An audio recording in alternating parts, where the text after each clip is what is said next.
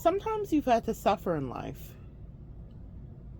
not because you were bad, Earth Angel, but because you didn't know when to stop being good. Greetings, guys. Welcome back to my channel. My name is Monette, and this is my channel, Evolve with Monette.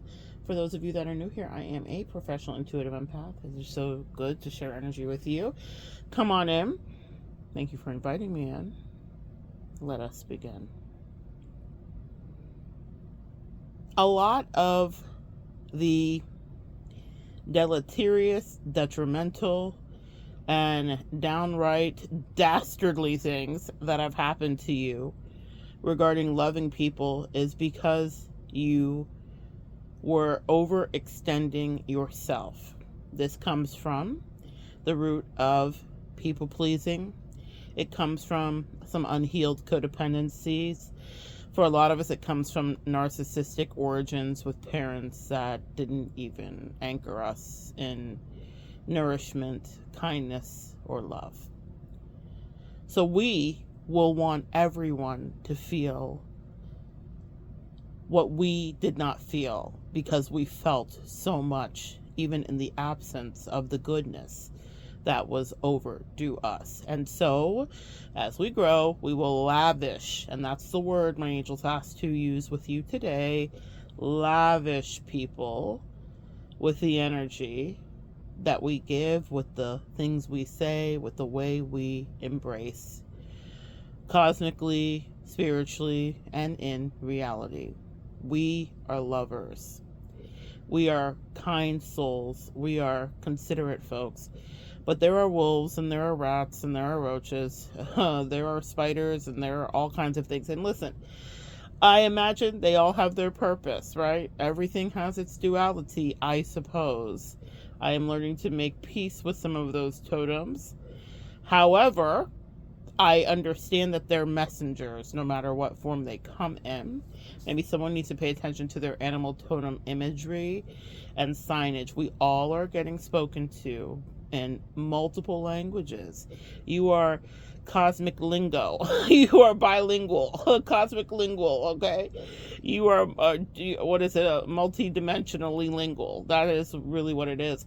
So you read angel numbers, and you see signs, and you hear songs, and you decode smells, and you understand that the animals are talking, and the totems are talking, and even the insects are at times wishing you well. So that's an aside. But we have come across things that have happened to us because we have overgiven in our life.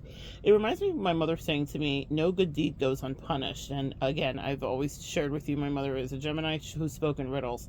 So it took me a long time to truly understand that in example in my life, meaning when my angels would show me, like, you see how you overstepped here, you see how you were wanting to do so much good that the person did not only care, they were disrespectful, they thought you were stupid because you were giving, and they were any one of those opposite ends of the duality, a rat, a roach, a spider, and they were coming for you, to some degree. And so, or a wolf, a bear. I mean, all of these things have their beautiful moments, but they also can be terrifying depending on how it's approaching you. So you never know what you're dealing with. But because we love so much, we would want to give and be kind. I heard a teacher once, one of my favorite teachers as of late, she said the example like this, specifically regarding empaths. She said, sometimes you guys are so empathetic that a homeless person could walk up to you and say, I've never had a boyfriend or a girlfriend. And even though you wouldn't actually follow through with it, you might say to them, I would be your boyfriend or girlfriend. That kind of like very quivering, bleeding hearts kind of energy. Obviously, it may not be a reality you would have inhabited, but it's a reminder that we allow people to have access to us that shouldn't, and that are not where we are at. And that is just simply a matter of fact. It's not a matter of being weird or rude or snobby. It is a matter of fact energetically. And if you don't think so, then watch how your finances dwindle when you overgive to somebody, or watch how things in your life change, or your health goes off, or your car has issues or whatever. You know, there's a million ways that we get communicated with, because the angels can see better than you. And they're like, what are you doing? You're overdoing it to someone who not only one wouldn't do it to you, but doesn't really appreciate you. And we didn't necessarily dispatch you into. They were meant to encounter you as a breeze, you know? Like, this is the way that the angels are describing it to me, to tell you guys about the level of giving that you're supposed to do. When people compliment you on your perfume, you know, it's something that happens like when you left the room. Like, I had this happen recently. I was at the dentist, and the next time that I went in for my follow-up visit, they literally, before I could even get into the chair, there was 3 or 4 of the assistants and a dentist in there as well, who was like, we have been talking about your perfume, and we have been wondering exactly like what it was, specifically exactly what it was. Now, y'all know I'm a perfume girly, and I layer. I love my perfumes, but I remember thinking like, okay, like, can I sit down? Like, I was having a moment, like I was feeling a little overwhelmed. I was like, yeah, they're like, literally your perfume. And it's not like, they're like, the dentist said this to me specifically the time that I was in the chair previously. He was like, you know, when your perfume smells really good, like sometimes people's perfume is too much, but like, we really, really like your perfume, etc., etc. Well, the next time I was there, in that moment when I was feeling overwhelmed, they were like, we were discussing it, we're just going to ask you, we want to know, and everything. They wanted me to pull up pictures, they wanted to take screenshots, and I'm not kidding you, they did, and whatever. So I give the perfume recipe to the best of my ability, and then the next dentist, which was a different one, comes in to work on me, and he's like, oh my gosh, your perfume, different dentist, your perfume smells so good. And then the girls all chuckle, and they're like, don't worry, we already got the screenshots. It was a funny moment. But my angels were using that as a description for how our energy is meant to affect people. I wasn't supposed to go out and buy them, which is what I might have done in a previous iteration, not as previous Monette. I am a giver and a lover. So I might have went and been like, not that I would have got her the full bottle, but I might have got her a little sample or bought her in the whatever. And even me sharing the recipe was not gatekeeping, and that was more than enough. My angels are saying to you guys that you have done more than enough in situations where you would have normally done too much. And I'm not a fan of too much, because I'm like, if I'm too much, go find less. But to protect you guys, I want you to know that it's best to invest into yourselves. You're supposed to be an essence that wafts through the room, is the point of that metaphor.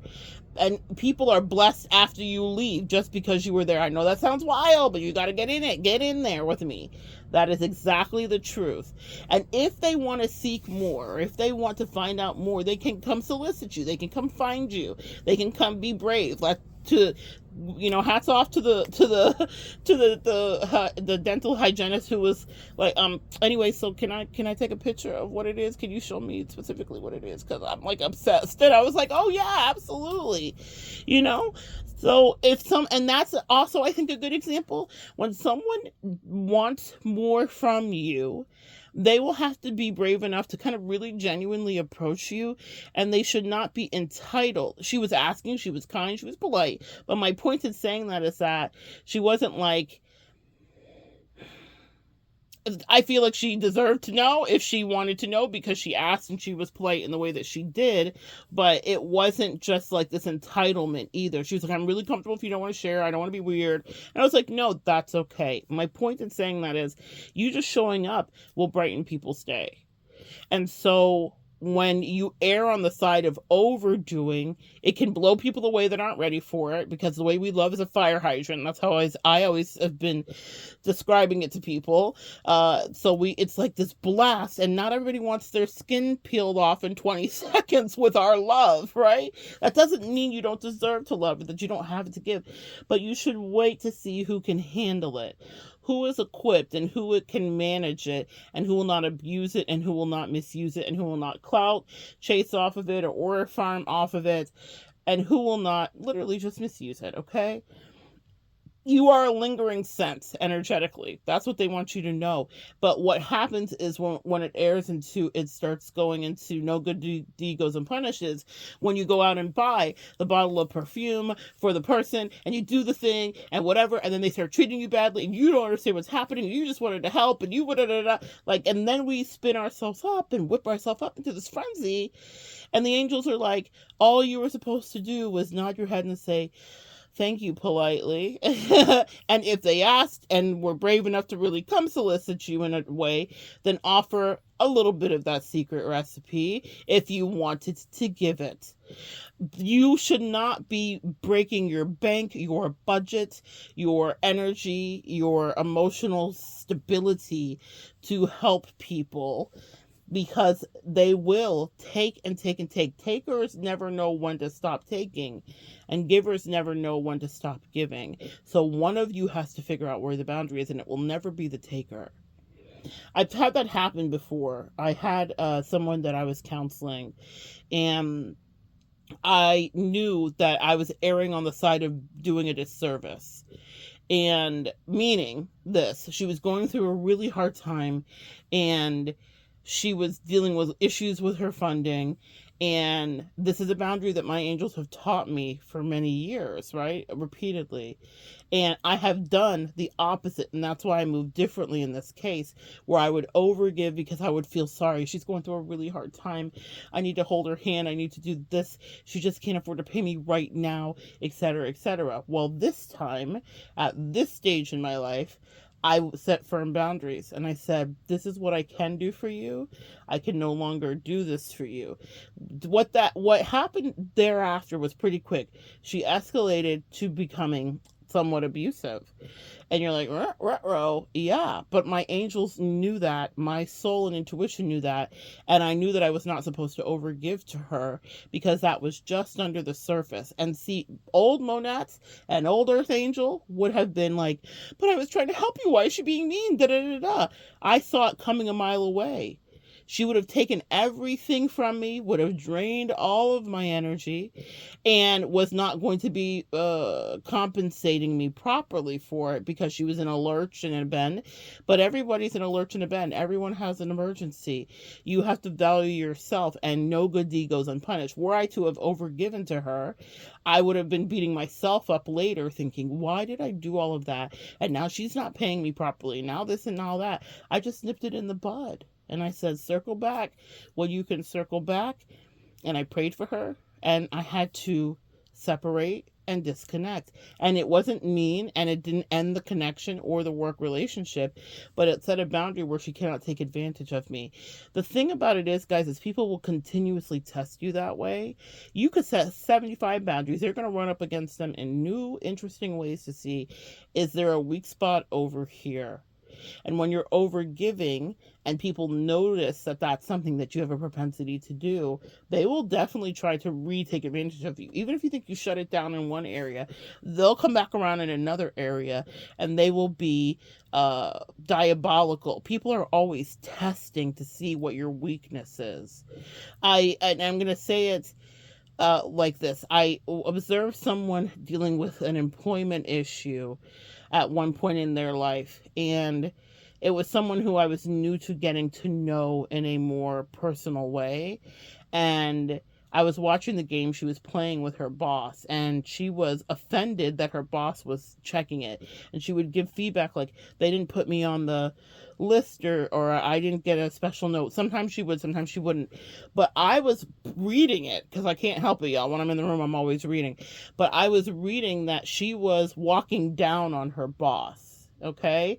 So he had given her some grace. He'd done the good deed, and then it did not go unpunished, meaning as soon as she perceived a weakness in him and that she could get away with whatever, she was testing him immediately, and she was seeing. And then she was also offended. I was like, how, Sway? How are you going to be all the things? She was offended that he was bristling, essentially, and not wanting to be steamrolled, pretty much, and pretty much had sights on her for being a rabble rouser, a troublemaker, a dissenter, mentor someone who was, going to cause issues in the flow of whatever the structure is of his business. And I was watching it from the background, from above it, really, because I wasn't in it. And I was like, of course he's having a reaction to you, because listen to what you're saying. You're specifically wanting to take advantage of the goodness that was extended, and then you are now seeing him as weak. And I think I got to see that so that I could teach, so that you could understand that that's a thing that people will do with you. They're going to assess you for the weakness. I got to watch it play out. It was some Robert Greene, definitely 48 Laws of Power type shit, real talk. And in real time, she was assessing him for where can I concave your boundaries. And I'm also going to abuse you emotionally, and energetically. It's not that she necessarily lashed down and wrote him a mean letter, but we are energetic vibrating people. So we feel energy. He was having a physical response and reaction to whatever, kind of energy that she was sending at him. And he, in turn, she was having a reaction to what she was feeling off of him too. A lot of things were being said without a word being said.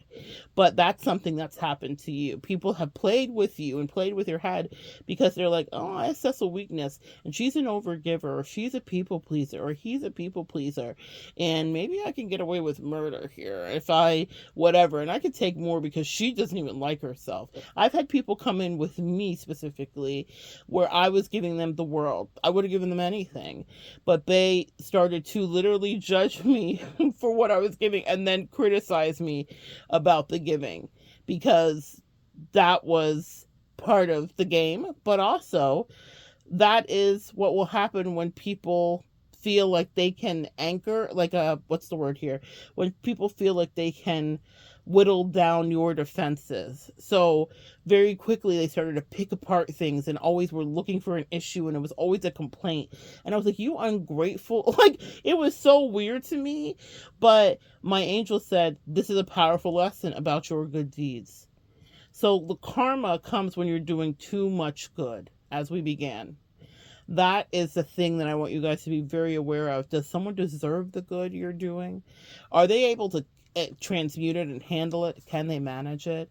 Or are they going to throw it back in your face and accuse you of burdening them with all of your positivity and your kindness? Or the worst part, which if you've ever had it happen, I never quote unquote asked you for this or asked you to do this, when in fact they did in a million ways. Like I said, we're always communicating, whether it's out loud or it is quietly and telepathically. So that good deed will be punished if the person was not ready to receive, but also if it was overstepping your boundaries. Back to the fragrance. Just you being in people's life is a blessing, meaning that you come with a hedge of protection, kindness, a bevy of prayers, a spiritual anchor and understanding, maturity, whatever it is that they may need and that they may be in deficit of, and they may have things for you too. Every relationship to that degree is transactional. They will be able to infuse and impart things into you and teach things to you, but it doesn't mean that they're necessarily at the same space you are at. So that's when you will find people judging the things that you do. My angel said to tell you guys today, be like a fragrance walking past them. That's a blessing. Okay? There'll be a few that will question and say, what exactly is this? But there will be some that are like, wow, that smells really great. And they will move on with their day. But if you're trying to buy the perfume and bottle it up and send 14 boxes to their house, then all of your good empath energy is going to get in your own way, because that is not something that everyone can handle. And that's something my angels had to teach me. They're like, Monette, were you supposed to do all that for that person? Were you supposed to do the absolute most? It's not something people can handle. And actually, it will be a repellent for people too. So, because people will think, well, what's going on with you? How come I have so much access to you? Or how come you're giving so easily or so freely? And there will be other people, like I was describing with that person, who were corrosive and that want to batter up against somebody's energy, and they're looking for the weakness. They're looking for the way to be diabolical and undermining and yet taking zero accountability or responsibility. But they're looking for that. And you have to be careful, because people will see all of your kindness as a weakness, and they will not treat you well, will never go the way that you think. And so I thought that was a brilliant, way that the angels downloaded that to me. It's not that you get karma because you're bad, sweet earth angel. It's because you were overflowing with empathy to people that didn't deserve it. Bleeding empathy to people that were not worth it. To people that didn't really even ask for it at times. For people that wouldn't even know what to do with the level of emotional intellect that you have. They don't even process life that way. I gave people far too much credit for emotional intelligence and various things, when really they were incredibly superficial and low vibrational. And that's not bad for them. They're in the matrix. That's what they have to be. Actually, they're probably very well equipped to stay at the station that they are designated to be at. But it was not a place where they were going to be anywhere that could have my back without wanting to put knives inside of it. Okay? So you have to be very careful, because you're like, I'm overthinking, like, I describe it like this: the lunch table. I remember what that was like, being a kid and walking up to the lunch table and wondering where you're going to sit. And I would have my seat or have my friends, but I remember new kids coming, and I would always say, come sit with me, because I didn't want them to be holding that lunch tray and have no place to be, because I know how it felt to have that lunch tray at times and have no place to be. So I would make sure that people could come sit with me. And my angel said, they're showing me Forrest Gump, you can't sit with us. Yeah, pretty much. They said it has to pivot. Sometimes that overgiving puts you into situations where it makes you feel like, how am I getting punished because I was being kind? And my angels had to check me, and they said, because you weren't checking to see if that person was on demon time. You were loving them the way that you want to be loved, but we didn't necessarily send you in there to do that. Maybe they needed tough love. Maybe they needed more restrictions. Maybe they needed a better tongue lashing, whatever the case may be. But you were showering them with empathy, and then they were playing in your face and being ungrateful. We sent you in to be a beautiful scent that maybe lingered and that they thought about. Maybe that could be their adjustment. It was not for them to own the perfumery. And that's the lesson today. Those good deeds get punished because it's you in effect getting in your own way. And it's also you showering people with empathy that they were never slated in this lifetime to experience to any degree, because they had not done the spiritual work to anchor the reception of said empathy. When people are ungrounded, guys, they will not be able to handle the way that you love and the way that you give. And then we still have the other part where we need to say there is responsibility on you to assess better the things that you do. I tell you these things and I teach you these things because I've gotten burned in being on the opposite end of it, even at my big age. Okay, every time that I think I've got it down packed, my angel teaches me in a new way. That's why life is here. You're always learning. You're always a student. You're always evolving. And I may have figured out this lesson and this lesson and this lesson, and then they'll show it to me in a new way with a new face. I said the faces may change, but the behavior is the same. And they'll say, so do you see how you almost got played? Or do you see why you did get played? Or do you see why they played in your face? Or do you see why fill in the blank? And so I've got these lessons up close and personal where I've got to see that me being kind to someone, when they would peel back the cover of their character after I had overgiven and overshowered them with my empathy, and then I was having retributive things happen to me. I'm like, what is happening? My angel's like, this has nothing to do with you. It's because you got into the ephemeric field of someone who was not on par with you. And now you're dealing with transmuting their toxicity and their nonsense. We never had this on your agenda. This was not on your syllabus, Monette. We never asked you to do this lesson. You decided that you wanted to give and give and give. And so now this is what you get. And it's not that your angels are mad at you, but they're trying to counterbalance your awareness so that you will not do that again. And my God, today did they. They counterbalance my awareness in every single way so that I could see that the no good deed going unpunished is because I stepped out and over bounds with someone who had no spiritual grounding, or with folks that had no spiritual grounding, and they just saw me as a come up, a lick, an opportunity. They might have been dazzled immediately by sparkly energy, but then that turns corrosive into envy, into hate. It turns to a lot of things. And that's a quick aside message here too. Guard your energy. That's something you hear people say all the time, but this is why specifically. Because people want to be proximal to things that they find beautiful, or things they think smell good, or things that, whatever the case may be. Me coming through that office once in a while is not an issue. But I've worked in offices, and so I know what it is. What does my mother say? See me and come live with me is two different things. When people have access to you on a regular basis, that's when the jealousy and envy and all that stuff arises, because they feel like, one of my favorite teachers describes it this way, they feel like they deserve to have access to you because people want to be adjacent to things that are beautiful or handsome, or they want to be part of something, a winning team, whatever that is, in whatever way. It's not maybe just about beauty, but they want that. They feel like I should be like that. I could totally handle that. And the descriptor she gives, and I thought it was brilliant. And I'm not saying you're Beyonce, but I'm going to say maybe to some people, you might be the Beyonce in people's life. But she said, she was talking to the class she was teaching, and she said, every single one of you in here thinks that you would want to be best friends with Beyonce. But if you were up close to Beyonce on a regular basis, you would not. You would try. They said, this is how she said it.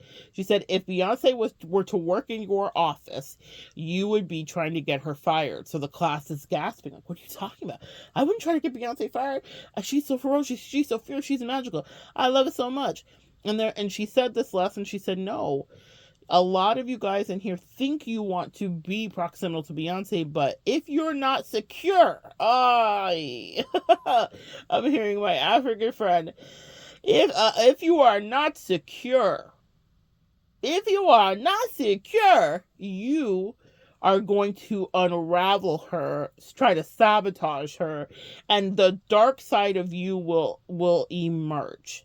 Separate lesson from what we began with, but I think this is important to teach too. So the dark side of you will, it's like a mirror gets held up, and your shadow side will erupt out of you. And Earth Angels, a lot of you guys have had this happen, where you've been in people's lives. It may have started out great. They were, fangirling you, telling you everything was fine. And then they started to fucking hate your guts in real time. So you don't realize it's happening because you're like, and going about your little Earth Angel magical life.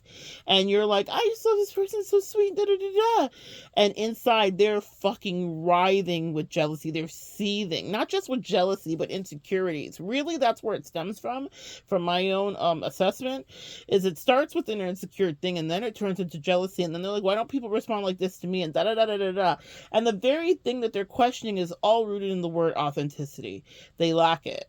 People can feel that. They sense it. We're very primal animalistic. Even though we're humans, we are. So it doesn't matter what facade. When a lot of you guys get caught up, like I hear clients say it to me, like, they're copying me and they're doing this and that. But it happens to me too. I get it. If you're a leader, people are going to try to emulate you. That's one. So we love that. But the other part is it always comes off as just a shill. Like, I don't know if they realize it. The people that copy you realize it, but the people around them will. Does that make sense? So it comes off inauthentic. It comes off like they're putting on a ruse, right? So, but the point where the Beyonce talk is this. She said each one of your shadows would essentially manifest in the ugliest way. Now, have you guys not had friendships where you've seen people shape shift on you and change right before your eyes? That's what was happening, guys. So if you are rooted in your security and you are anchored, even if you have insecurities, I have tons, just like all of you. But the thing is, there are a lot of things I have worked on, and there are ways that I carry myself, and I really like who I am in certain areas. And I'm secure, and I know I have my own identity. And a lot of people don't have their own identity, so they want to get close to you to get the blueprint. And that's why she gave the Beyonce example. She was like, there is some of you in here that you need to really consider that you'd be the very ones that would be secretly trying to sabotage Beyonce at your job. Now, if you've ever worked in corporate America, you've seen this happen. If beautiful girls come in, all of a sudden they're dress coding them, they're doing this, they're doing that. And it's because a lot of the women there are very insecure about that beautiful girl. I've seen them get on beautiful girls' backs. I'm like, what's going on? I don't understand what the issue is. She's fly as fuck. What's the problem? And it's because of an internal insecurity. Being adjacent to that kind of beauty is something that people want to destroy eventually. So that's why you really should gatekeep yourself and your empathy, because people will see that and they will see it as a point where they can walk you down and destroy you because you're giving, because you're kind, because they're used to restrictions. I've dealt with so many people who had people in their life that they were either friends with or betrothed to or whatever that were giving them shit. Nothing, okay? Meaning they were breadcrumbing them in the most diabolical ways right in front of me. I could see it, but I don't know if they could see. But I was like, And so then here I come in with my fire hydrant of empathy, and that's the problem immediately. And I was like, well, that says a lot. That's what I mean, guys. You cannot give to those people that cannot even manage that. And guard your energy. That Beyonce thing may be for some of you guys here regarding the fact that people think they want to be close to you, but really you have to kind of gatekeep your energy better. That's something my angels really worked with me on up close, so I will teach that to you in a different way. Maybe face to face. I think you need to see my eyes to understand how serious I'm about this. It's one of the most important lessons I've learned probably in the last 5 years, is to not be around everybody, that because people will always want to be friends with you, okay? But should you be friends with everybody that wants to be friends with you? Can you be friends with everybody that wants to be friends with you? Do you want to be transmuting whatever other people are going through? Can someone hold space for you too? Is it reciprocal? Like, these are questions to maybe ask yourself. And also understand that if you are the Beyonce, it's not about your beauty per se or your talent. You may have magic in some other way, whatever it is. People will immediately think they should be adjacent to it. But what do we know about Beyonce? No one has access to her. We don't really know her real deep internal thoughts very often. Sometimes we don't even know how she spoke. It's not so recently that we started seeing, we hear how she speaks, but like people don't really know who she is personality wise. She always comes off as very much, measured.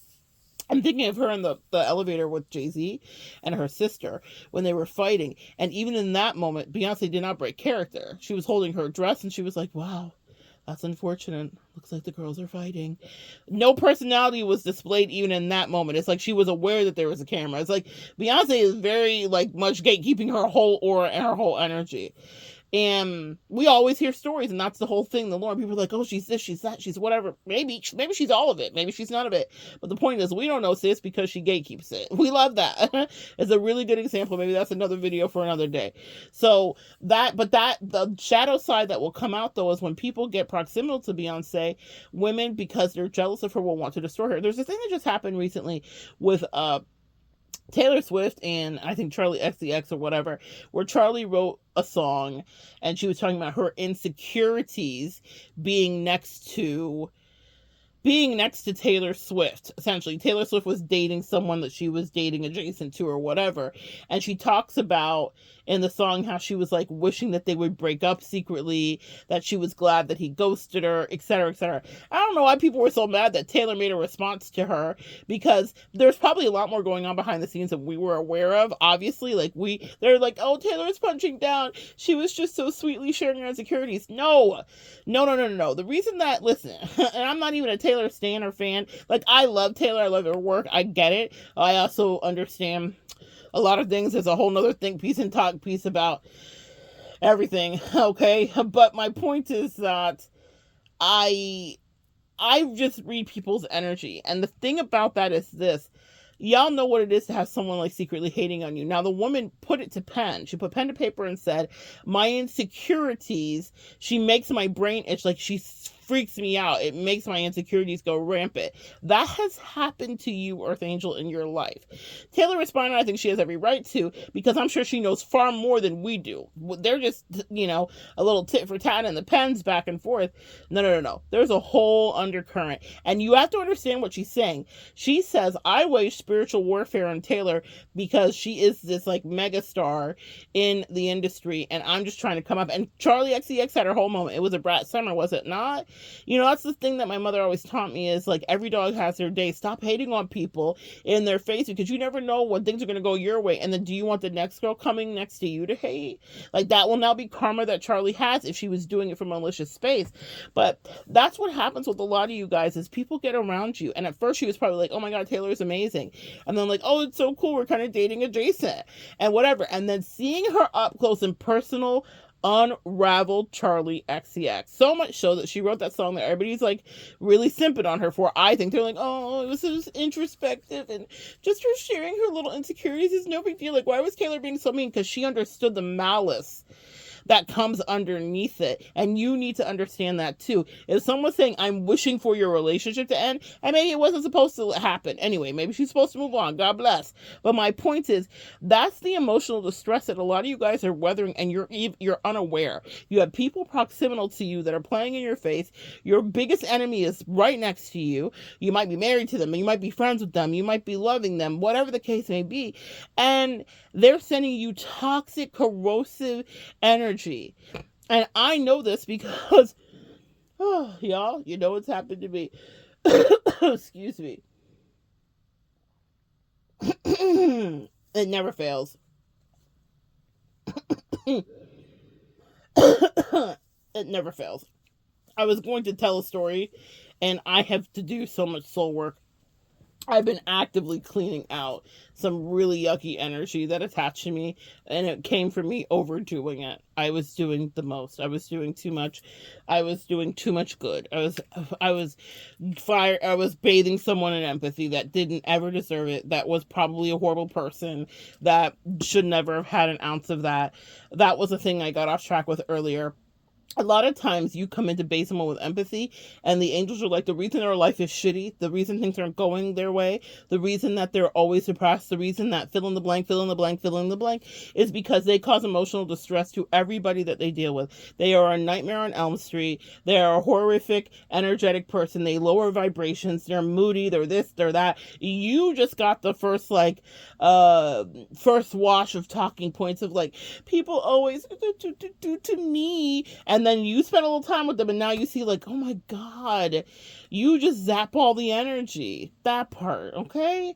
So I was going to say, I've had that happen to me where people come in and they're like, I love you so much. And now I've learned to protect myself. Everyone that wants to be friends with me is not someone that I'm going to be friends with. And I no longer care about the other side of like, oh, how does that make them feel?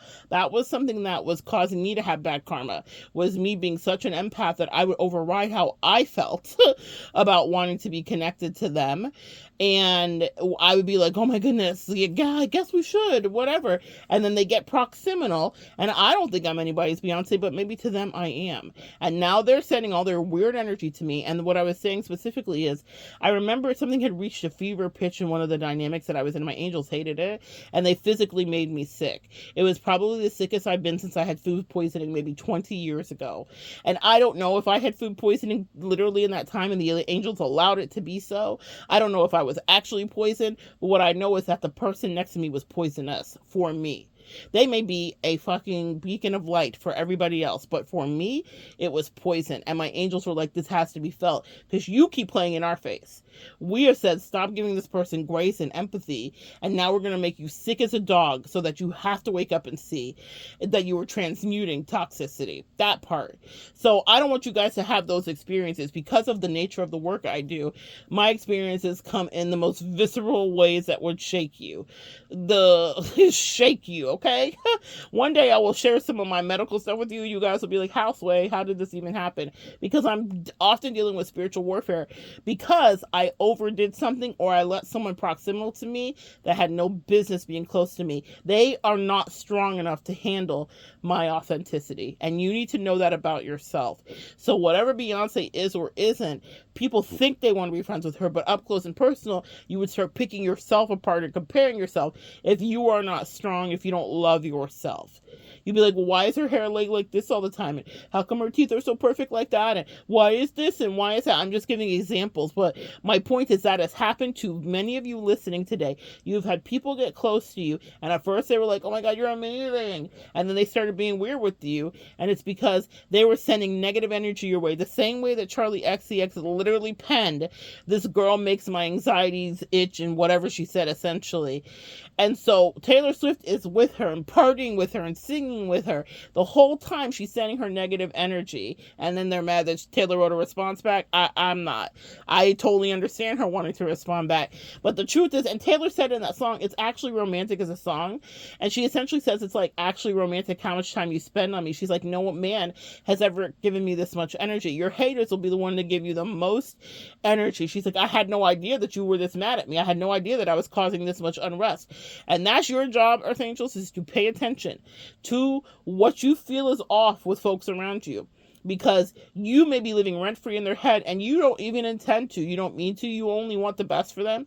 You may not even think of them, or you may think they're nice or whatever, but you're not like obsessively fixated. But your authenticity is so delicious. And for people that are just like putting on Pinterest identities, they don't understand how come people respond to you the way that they do. They want that, or they want to siphon that shit from you. So be very careful who you're proximal to, and be very careful who you give those good deeds to, because that karma will be taken out of you. It will be, especially if you had no business. My angels were very clear to me in the last several years. This person has been a nightmare to everybody. They're terrible. And so, yeah, you come in as a karmic finisher. Sometimes you might be the bait. I know it sucks. But when I got to pay attention and step away from things, I was like, oh, so they've always been fucking up? They're always a horrible person? That's why nothing's worked out? Oh. And here I was with my blanket of empathy. And my angels were like, no, they might have been supposed to just smell your perfume, sis, as you walk by. They were never supposed to be able to hold a bottle in their hand and tell you more lies, okay? Period. That part. So that's your message for today.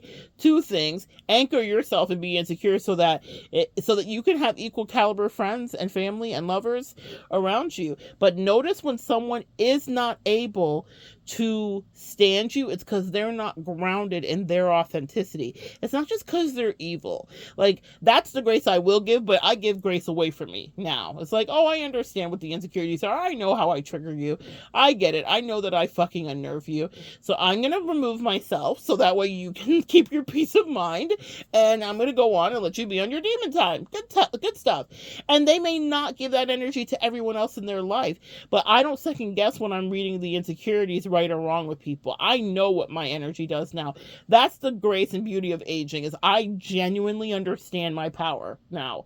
And I may not even understand it fully. I'm always getting new revelations, but I understand enough to know not everyone wants to see you grow and glow. And those people will be smiling in your face, doing exactly what Charlie XCX did while she's playing victim. But really, she was like, literally being like, I wish this man would break up with you. I hate you. I hope horrible things happen to you, because that's what women that are insecure will do. They will try to break you down completely because they can't stand being next to you and seeing you shine. They can't stand that people are like find you to be whatever, or they can't stand your glow, your energy. And so the way that they can break you down is proximity. So when they get closer to you, then they start picking apart things and challenging and belittling and undermining. Shout out to my friend, great word. Belittling and undermining and all the rest of it. You guys get it? And then you're like, where is this coming from? I thought you liked me. I don't understand. They did when they could see you from afar. And that's the message for a lot of you guys. Keep people far away from you. They'll like you from over there. The biggest regret of my life is a lot of things that happened in the last 2 years. One specifically that I'm still actively processing through, because it was a powerful lesson so that I could teach you. But my God, today, like, I just don't want you guys to go through having people be right next to you when they're literally like texting about you to other people while they're sitting next to you. Like, it hurts. It's unkind. It's mean. And the I can share that with you, but my angel said, toughen up, Buttercup. It was about proximity. People don't deserve that level of access to you, and they don't deserve all of the empathy that you wash people with either. And a lot of them are not necessarily great people. You just are good at like seeing that. I'm gonna leave off with this. I I used to sell I'm a hustler, y'all. I used to sell, what is it? Scentsy. You guys know what Scentsy is? It's like the wax and meltables.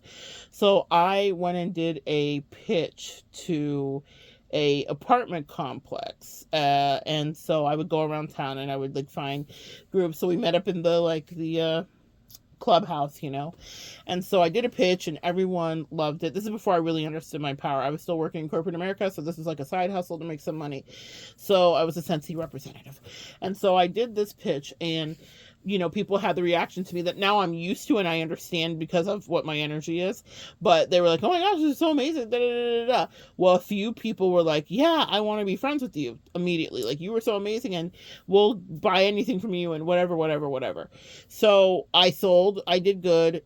The thing ended, but there was a couple of people that were really trying to be friends with me. And this was one of the first lessons. This is when I was stepping more into my spirituality. And one lady specifically, oh my God, let's call her Crazy Mary, okay? Crazy Mary. Yeah, we'll call her Crazy Mary. Crazy Mary wanted to be friends with me, and I did not have boundaries at all, okay? And so I was like, okay, she seemed perfectly normal. And when I tell you, oh my God, guys, what a freaking nightmare that situation was. It evolved, and I allowed it. And that's why I'm sharing this with you, because I was like, oh, I guess whatever. So I was in metaphysical group. So I took her to one of my group meetings and everyone had this weird reaction to her. It's like they could smell the stink on her, the spiritual stink on her that I couldn't. Okay. And then I remember, this is the deal breaker for me. She stalked me. All kinds of things happened. It escalated. It turned like nightmarish. Okay. Like I couldn't even believe how nightmarish it became because she seemed really normal at first. And my angels were like, this is why we're teaching you about discernment. I used to love this deli, and I always joke with people, well, I don't think it's a joke. My angels told me it's not a joke. But there's this deli in the town that I lived in, and there's these two guys that are Italian that run it. And I was like, these two guys are ex-mafia. Like they like are here. They're in the witness protection program.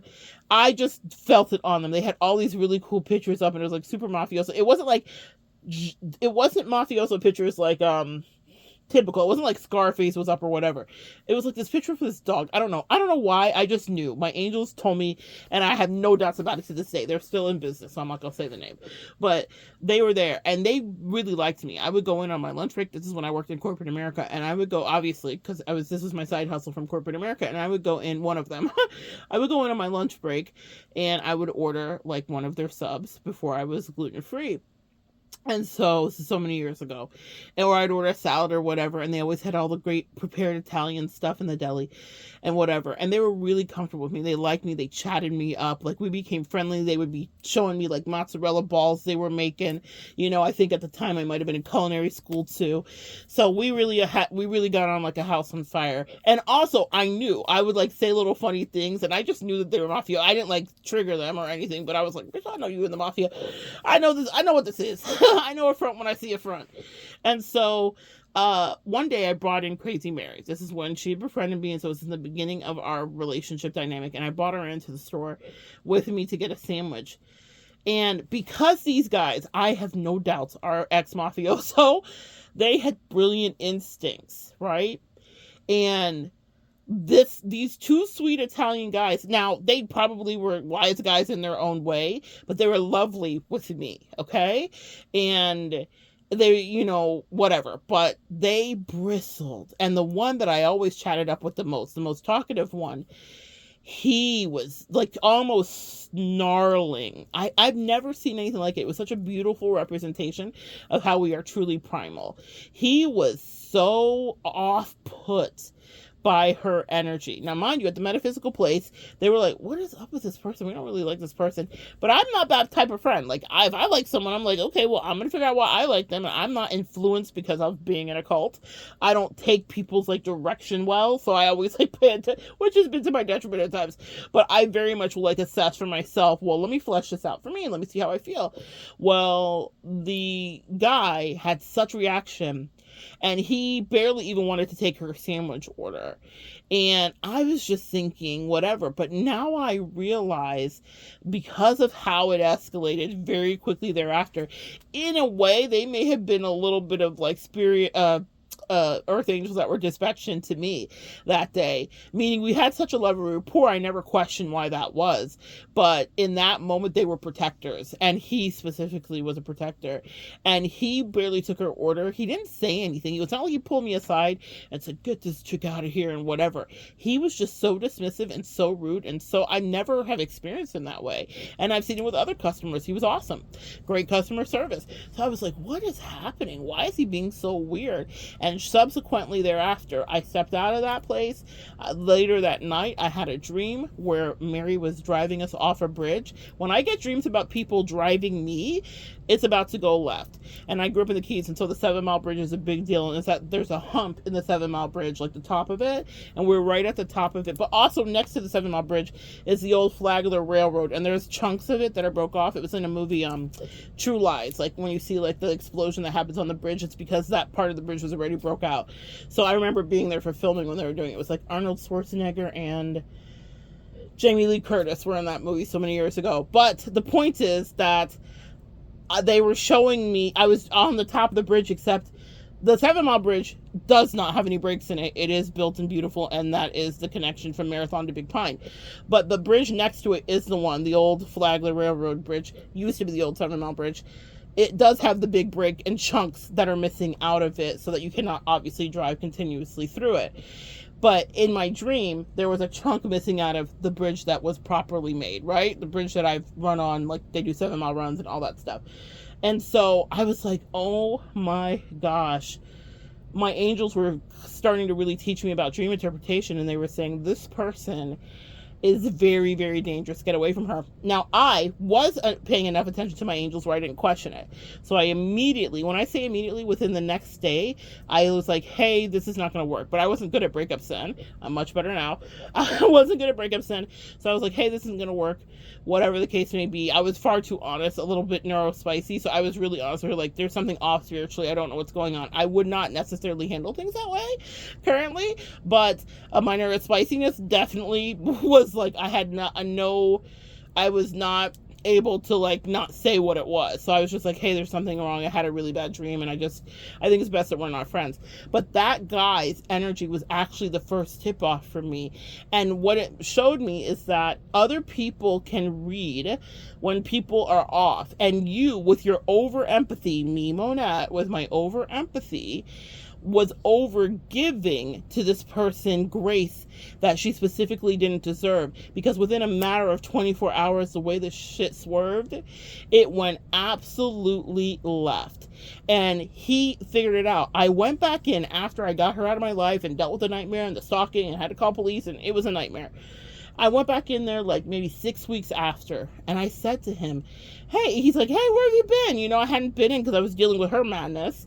And he said, and this was not someone I was dating, this was someone I was seeing, this was not that. This was just a platonic friend. So there was no reason for it to go to this like weird level that it got to. But her obsession became very apparent. And so I went back in, and he's like, hey, I haven't seen you in a while. And I was like, oh man, yeah, I was dealing with a weird situation. And he just said, with that person you bought in, he said that creature you bought in. And I was like, yeah, actually, how did you know? And he was like, I could just tell. I didn't like the energy. Like, he was just matter of fact. And I was like, well, what? I was like, I didn't see it. He was like, I don't know. She just rubbed me wrong, sweetie. Just stay away from her. That was it. Sometimes people around you can see stuff and know things. And it was me learning about my intuition. I remember that I felt a little off when she first approached me at the selling place when I was doing the little, show for the Sensi. But I was like, oh, this nice lady, and she was telling me about problems she had and custody issues, and I kind of felt bad for her. And this is a brilliant callback to what that teacher was teaching, that someone was an empath and an earth angel would offer to be someone's boyfriend that was homeless, or a girlfriend that was homeless. You have no place, even not just in just making the offer, but let alone following through with it. And so I felt bad because she hit me right away. Can you guys relate?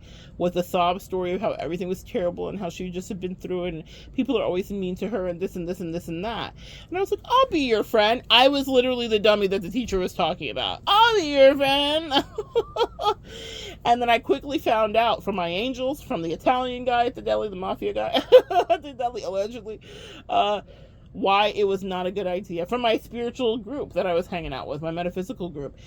They all were reading energy on her that I didn't see. I saw, but I overrode because of my empathy. And then I got in a world of punishment as we started this reading today, the channel message today.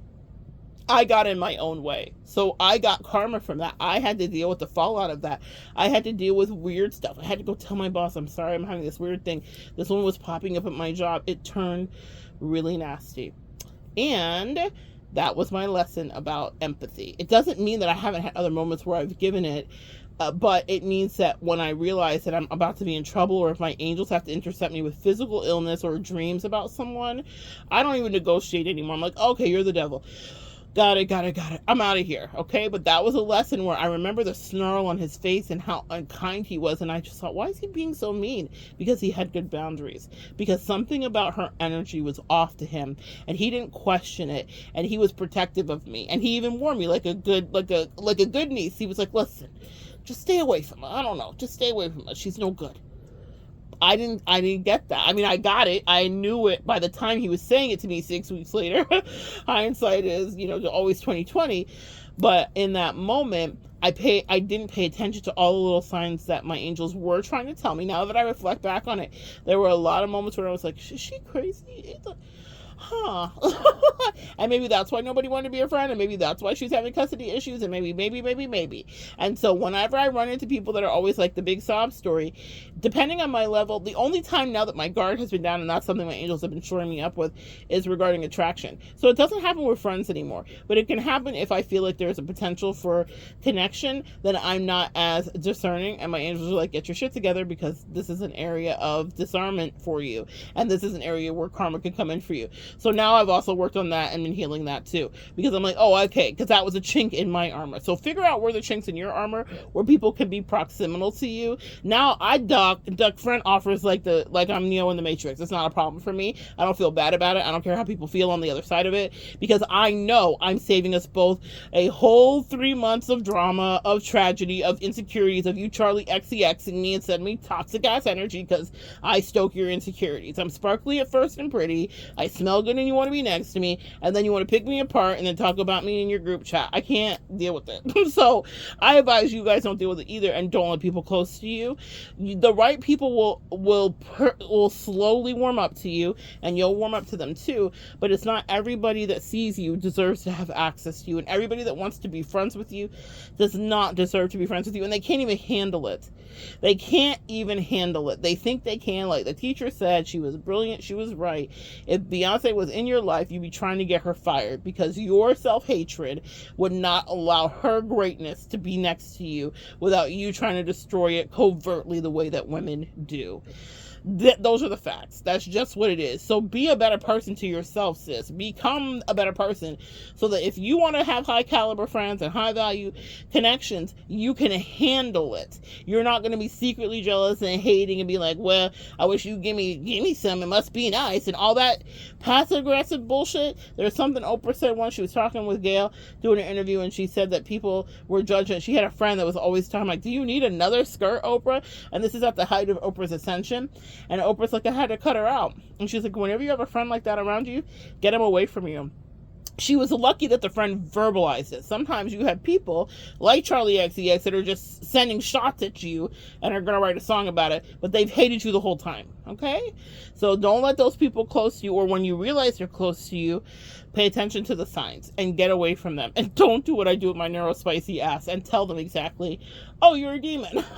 Like, I get away from people first, and then I teach about them, because that's the offering that they gave me. They were usually breadcrumbing me and giving me nothing, so I make the most out of nothing, as we do. So, but it's not because they were going to make a single dream come true or they had anything to offer me. You are usually the gift in a lot of people's life. And speaking of spice and all things, and sugar and spice and all things that smell nice, maybe for a lot of people you should just be a fragrance that lingered or something that passed by. You should not even be something they can attach to. You should be something that they're wondering about when they go home. I wonder what that was. Okay? They should not be able to even get next to you enough to be like, what was it? Okay? And for some of us, God bless us, we've not only been like, here is what it is, I'll buy you each perfume and mix it for you and put it on your skin.